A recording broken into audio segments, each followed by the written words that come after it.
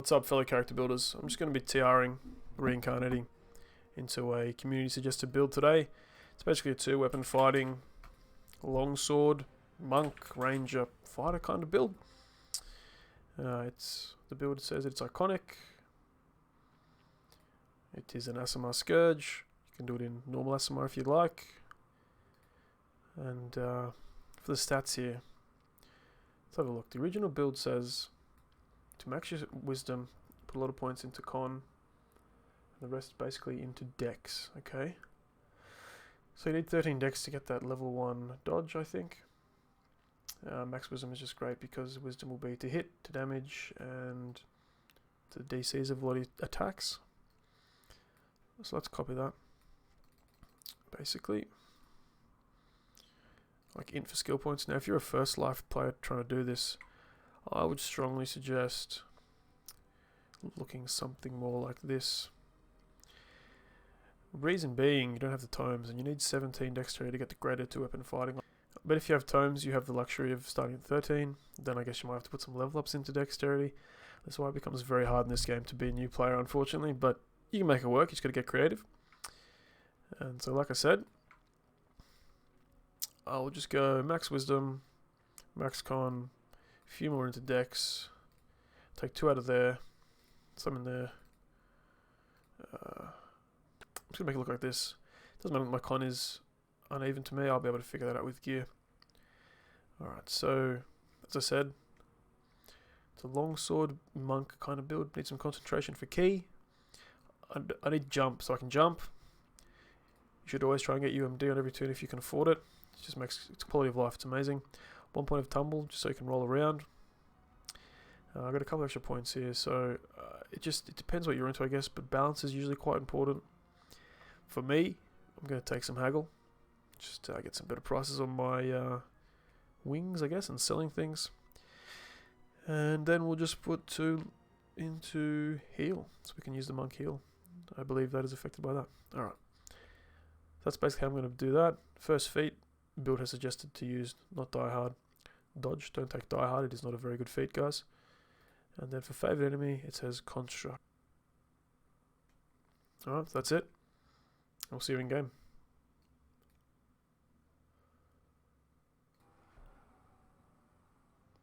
Oh, I was going to skip this leveling process because it's boring as fuck, I think. But I'm changing things already. So what I'm changing is he's got favourite enemy, elemental. I prefer lawful outsider because I'm running Reaper content, hopefully. And that's for the Reapers. Hopefully that helps. Okay. So I got my 5 levels of Ranger. Next I need Monk. So I haven't really used longswords before. Or recently. So I had to go down to the Shan docks and see what they had available. But, geez, they're expensive. Like 1 compound of each type. Looks like I gotta be running some Shan, boys. So I guess I wasn't really too sure how it would be leveling, and I was kind of worried it would be very inefficient and slow. Granted, it's not great for efficient leveling and questing, but you stay alive quite well. You can clear enough mobs with your Dance of Death, but it's not the hell I thought it would be. As you can see, my AC is only like 90, and I've got a little bit of healing from Fists of Light, and the mobs don't do a whole lot of damage. Your saves are decent enough that it's not too much of a problem. You feel like a bit of a god on hard and elite, but on Reaper you need to probably have some past lives, have some gear ready to go. And yeah, so taking advantage of the wisdom to AC and the monk saves and monk in general is probably what makes it quite survivable. So after a relatively painless leveling experience getting to 20 on the Jetzira Second Life 2-weapon fighting longsword wisdom monk ranger fighter build, I'm going to deviate from the path of the build, which requires you to take 8 levels of fighter, just because I needed 1 more monk past life. But 8 levels of fighter basically gives you a weapon specialization. So for me, wanting to get that last monk life, I'm just going 9 monk instead of 8 fighter. But the 9 monk gives you improved evasion and maybe one of the body feats. So apologies for deviating from the build. but that was my reason why, and it should still perform quite similar at cap. Like I said, I had no longsword, so I had to go all the way out to the keep on the Borderlands and get a level 21 when I finally capped. I don't see myself playing a longsword build, really. So I might have to do the unthinkable and eat it. Oh, it's heartbreaking, I know. It was hard to level on my own, so I had to beg my friends in my guildies to carry me through some higher level content when I was only level 25. So if you don't have that, well, it's just going to take you longer to cap, basically. I found that when I was soloing, I was just slow. I'm not very efficient. I can only play casters as fast as I want to when I'm soloing. So grouping with people is probably the way to go in this build, I'd say. Or grouping as a playstyle is the way to go for efficient leveling. Or, having a guild and friends helps. So if you don't have that, that sucks. It's an MMO, try and do whatever. But I found it was just a lot easier to get people to help me. And I'm also bad, I guess. So that's how we got from 25 to 30. It was just basically with friends helping us. So, yeah. So basically using Slayers, the odd pug group, and just any ways I could to get XP. We finally made our way to level 30. So we'll go to the Epic Train here and just take this final level of the build. Now, the builders requested you take the Scion of the Astral Plane, right? And it gives a lot of your tactical feat DCs and a bunch of dodge, double strike and stuff. This build obviously is aimed at very low life toons, and it puts a lot of investment in getting high tactics DCs, which is one of the strengths of the build. So when you are the correct build with 8 fighter, you can take the tactical training feats from being a fighter, and also taking this Sign of the Astral Plane will give you obviously more feats, as I said, but it does not lend itself to being very high DPS. This is quite a defense orientated or support build kind of Scion. Another argument is obviously for the Arboreal one. 20 melee power is a lot, and also gives you the +2 enhancement to your weapon. And also for DPS Scions, there's the Shadowfell one. No, that's a lie, it's not Shadowfell, it's the Ethereal Plane. So Ethereal Plane here gives you the 6d6 sneak attack die and 5 melee power. That is a lot of damage in raid settings or anywhere where you need some DPS. And big thing about this build is I prefer to build for an endgame Reaper raiding kind of scenario. So I try to squeeze as much DPS as I can out of my builds, and I give up on defenses a fair bit. With this build here, it's clear to see that it's just investing almost 100% in its defenses and its tactics DCs to be able to CC stuff in the quests rather than killing it, more or less. Which it's not necessarily a support build. It's like a utility kind of build, really. So the plan is that you won't die because you're so good at dodging and you have such good saves, I guess. Even though my saves aren't amazing. They're only 80, 50, 70. But in saying that, you can slowly whittle things down because they also struggle to kill you. But with the monk levels, you have your MRR cap at 50. And the reason that sucks is if you do take any damage from a spell or even a dot in any harder content, let's say R6+, if you get maybe a Burning Blood or anything like that and you don't happen to have a spell absorption on, you'll take a lot of damage and almost die. And if you roll a 1, you have improved evasion, but you may still take a lot of damage from spells. So it's very hard in the current state of the game to run monk builds or cloth wearing builds because of the MRR cap. You can do things to circumvent it, but it's almost not worth the investment to get it up to 90 or higher. So as defensive as the build is, it does have some glaring weaknesses. So for me, and in saying all that, I'm just going to take the Scion of the Ethereal Plane, but the build doesn't seem to invest in sneak attack at all, alright? And that's not to say that just having a little bit helps, but even on the gear list, which I will go through shortly, there's little to no investment in sneak damage, maybe just a deception. So hard to say if it's worth taking the Sign of the Ethereal Plane at the moment.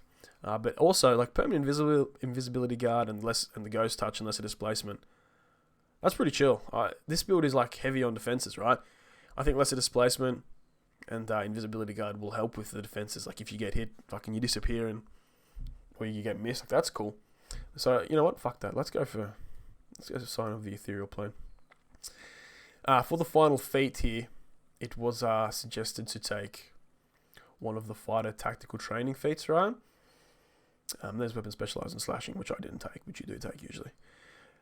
So tactical training and the improved tactical training, which is actually called tactical combatant, is how you're squeezing out more of your tactics DCs, which, as I said, extremely important to this build. Now, granted, I have a lot of past lives, like racial completionist, normal completionist, haha, how good am I, just sucking my own dick, which kind of makes it so I don't need to invest as heavily in the tactics DCs. So there's a feat here called Blinding Speed, which is basically haste. You don't need to take it anymore because you have speed on so many items, and you also have an augment for it. So let's take that. And boom, that is 30. And let's go through the gear, hey? Alright, so since I bastardized the level split of the build, I tried to be a little bit more true to the gear setup.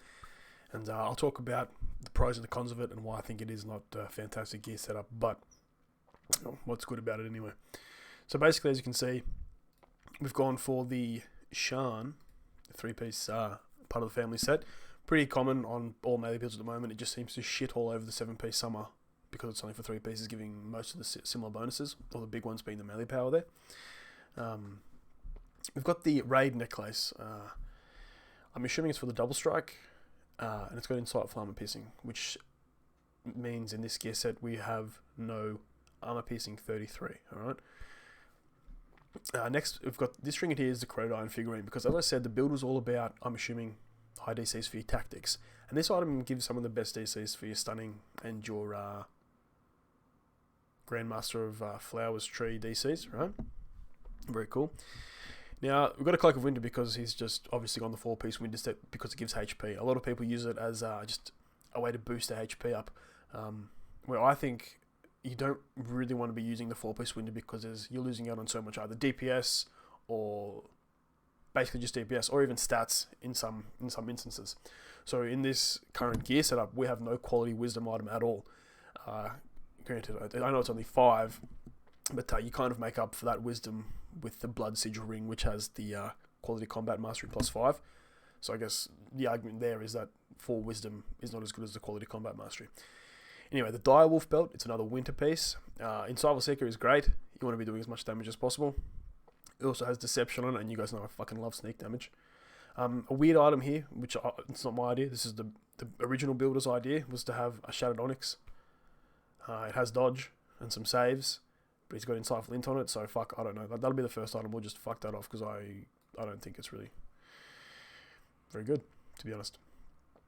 Boots, Legendary Deep Snow. Again, the winter set, it has quality con and Insightful con, and that is cool, so it kind of rounds out your stats a bit. It is a great item, and I do use it on a lot of my builds when I'm feeling lazy, but it's not necessarily the best boots you can be using, and you can also swap through all your other boots. As I mentioned previously, the Blood Sigil ring. Quality Deception, very cool. Quality Deadly, love it. Intelligence again, I don't understand why this build has any int at all.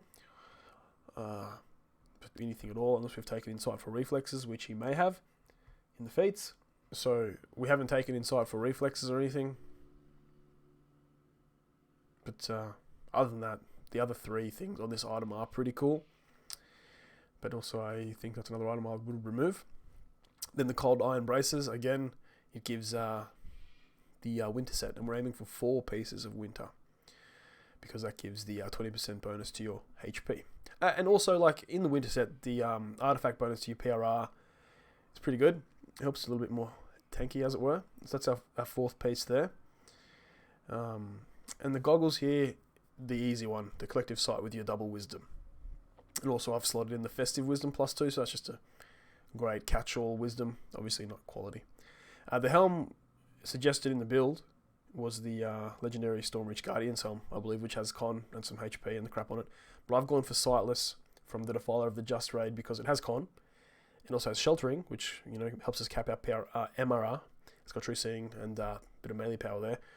And again, I don't really think that's the best helm for like endgame, but in saying that, sometimes a random item will just slot itself into your gear set.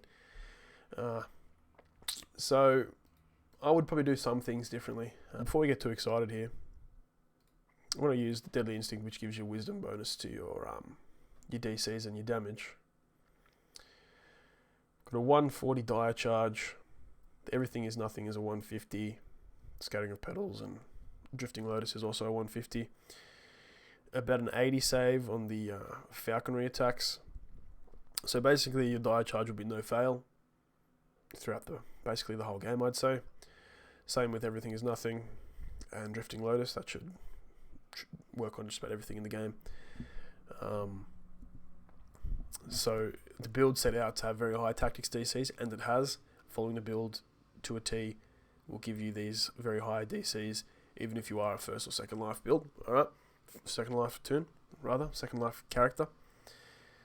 But in saying that, while your tactics are incredibly high and effective, I'm just not 100% happy with how much DPS it does. I feel like it's one of those builds that just whittles away slowly at things, and I prefer a little bit of efficiency. But as I said, maybe this build is just meant to fill that role of CC and supporting the party that you're in, which is great. But yeah, some of the cons are raid DPS might not necessarily be very high with this gear setup. Your HP is great, so you're surviving in most instances. The saves aren't very good, so the reflex save there. Understanding I've got improved evasion, but the build with 8 fighter won't have improved evasion. You'll be probably copying a fair bit of damage from spells. Granted, you can get a resistance item for another 18 or so to your saves, which might set it off and make it easier for you. Alright, so continuing to bastardize the build here. I've changed things up a little bit for what I'm into, I guess. I've gone for a Ring of Prowess here with accuracy, deadly, and melee power on it instead of using the Shattered Onyx. I've gone for the Wisdom Artifact Ring. It's got quality accuracy and quality deadly. I know we lose the quality combat mastery, but I felt like 150 may be a little bit of overkill. And like I said, I've got a fair few past lives, so I can move things around to adjust my tactics DCs as needed. Kept the legendary Deep Snow Boots. I know people love that, and it's pretty easy for your insightful cons and your quality cons and your FOM. We're going to keep the Hammer Fist and the other parts of the family set because they are good. We might jump into the legendary Family Recruit Sigil non-raid item, just to get us a little bit more armor piercing there. I'm going to go for the Titania's Glory Helm. As you guys know, this has got some melee power on it. I like it. You don't have to use that helm at all. You can do other helms if you like, but you do lose a little bit of melee power. Now I've got the legendary Tharn's Goggles and the legendary Tharn's Braces because the set there gives some sneak damage. The sneak damage is cool. A little bit more damage to the helpless. I've gone just the Belt of the Ram. I don't think that's probably the best in slot belt at all. There's plenty of other ones out there. I've just picked this one because it's got a bit of con and speed. Great. You could pick another one. I'm not saying this gear set is perfect. And also, the cloak here, it's another set. It's another spot that's almost open for you. You could put in the jeweled cloak to protect yourself from magic because a couple of spells. Because as I said, you'll be taking a lot of magic damage on this build, especially when your saves aren't that great and your MRR cap is quite low. You could possibly put on the Cloak of Winter, maybe give you some more HP if that's what you're into. Maybe Cloak of Summer, maybe Green Steel. I might just stick with Cloak of Summer because it's got double strike. Yep. And again, the Trinket of Free Will for my insight for Wisdom. And I don't have quality Wisdom again. Makes me a little bit sad. I could probably put quality Wisdom on my boots. I could probably make a Slaver's item. And move things around again. I could change my goggles into Legendary Tinkerer's Goggles and have the quality Deception, Insightful Deception there. Now, also the build recommends to use dual Soul Razors. And it turns out I just did not have enough bits and pieces to go do it. I didn't feel like farming it right now. But with the dual Soul Razors, they do a lot of damage by themselves. So in saying that, the DPS of the build might be respectable, but it won't be like top of the pack. Again, that means my gear set is not perfect, and the other gear set had some merits to it for getting higher DCs, which what I believe the build to be about. So let's see how the build goes. What do people use to run quests these days and check builds? R6, let's jump in. Using the same gear list suggested by the original builder of the build. Let's check it out. Gonna do our buffs. I've taken Marshal Him here instead of Symmetric Strikes. Don't know why. Okay, 4k HP, 3.7k HP in Reaper here. I'm going to stay in water stance. Okay, cool. Okay. I took Mass Frog for some reason. The build did not suggest that. So, fucking... let's see what happens, boys. Mass Frog, didn't work. We'll meld. We'll use everything as nothing. That seemed to work a little bit. Let's use our Dire Charge DC. Check that shit out. Everything's stunned. Fuck yeah. We'll use one of these moves here. Looks good so far. Cool, cool, cool. Taking a bit of damage, but that's fine. That's fine. Looking good, looking good. Scattering of Petals. Get some more PRR. Ooh, a Famine Reaper. That's hard. Make sure your Dance of Death is up. And heal yourself. Ooh, nice big heal in R6 content there. Don't forget to hit your boosts. Nice. Press all your buttons. And we'll eventually get through this room. Just going to do another Dire Charge there to CC the mobs. Murdered them. Excellent. Ah, perfect. We got through the first pack of mobs. So compared to a Sork, I guess that isn't great. But, leave your opinions in the comment section. And, leave your build. And I'll check it out. I won't play it, because it was very hard to do this. But, I will talk shit about your build that you've created, right? So as you can see, it's not too bad. It's pretty survivable. It has some good CC. DPS has a little bit to be desired, but I also am only using level 20 weapons, boys. So after bastardizing the build, changing the build, complaining about the build, there's a couple of positives there. Like I said, you can stay alive. You got some nice DCs. Probably a bit of a utility kind of character. But I'm going to TR out of it because I just am lazy and I don't want to waste all my sentience toolkits to make the build perfect. I think there's something to be said for it. It's pretty cool.